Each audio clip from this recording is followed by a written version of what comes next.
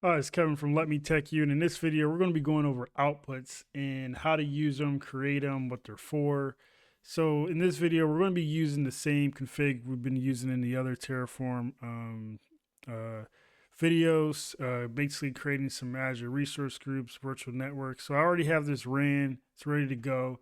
So if you're watching this video, you're probably wondering, what are outputs? Why do I need them? Well, people use them for various different things, but it is a way, basically, in a nutshell, to export structured data about your resources out. So whether it be needing to know the IP address of your VM, how many VMs did you create, so you can do kind of like some various things to try to do, like, build out lists, stuff like that. So comp functions, so you can use various functions to try to extrapolate data. You could use it to expose data to other modules and things like that. So there's various reasons why you would want to, extrapolate data from certain types of resources. And basically, I'm just going to show you kind of how to go about doing that. So a lot of people like putting outputs in a separate file, kind of like how you see here. But I'm going to show you a way in terms of, let me remove this. So it's kind of nice to keep stuff separate, but I'm just going to kind of keep it in the same file here so you can kind of get an idea basically on how everything will look all together.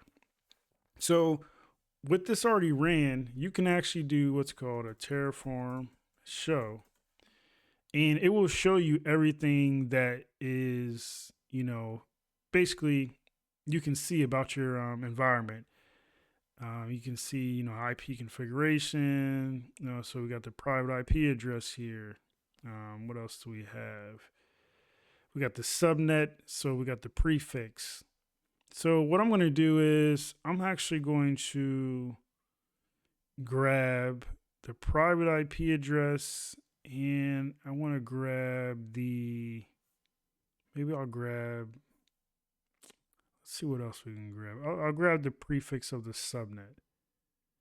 So let's do this. So basically, to do an output, it's basically output, and I'm using Visual Studio Code. So I have the Terraform extension, so it kind of does some auto completion type stuff, as you can see there. So the name can be anything you want. Try to keep it something that's easily rememberable. So I can do VM underscore IP. Take that. Let's copy that. Like I said, I wanted to do the subnet as well. So then there's a couple of different things. So you can, you need a description. Description's always good because you can just say what this is about. So grabs the IP of the virtual machine. Then let's do the same thing here. And this gets, or actually we need to change that to, let's call this network underscore subnet. Gets the subnet address of the network, or we could say virtual network. And then for the value, we need to be able to say, how do we get this? So this is going to be, so basically you have your Azure resource and then the resource name. So I'm going to go Azure RM subnet.example, which is here, Azure RM subnet.example. And if we go, then we put a period there, you can see all the different things that we can extrapolate out. So we have address prefixes, ID, the name, resource group name, all this type of stuff. So I want to get the address prefixes. Then for my VMIP, same thing. I want to do value equals Azure RM virtual. Where are we at here? Oh, Windows virtual machine dot example dot. Where is it at? So probably private IP address. There we go. So now that we got that, what we're going to do is we'll do a Terraform, or let's do a Terraform plan.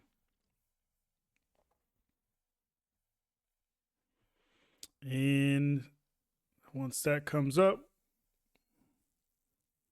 should show us what we're going to get there, and then we'll go about querying those there. So it's just refreshing the state here. So as you can see, private IP address, VMIP, you don't need to use. So let's go ahead and do a apply.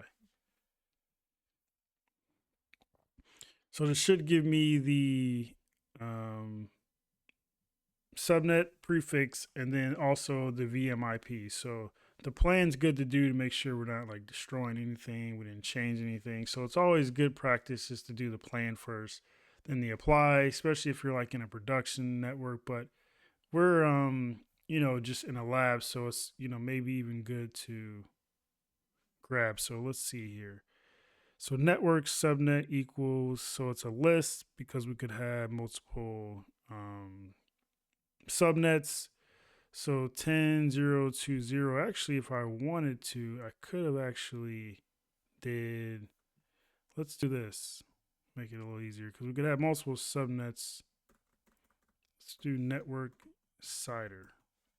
And then this is going to be Azure RM virtual network dot, let's say, address space.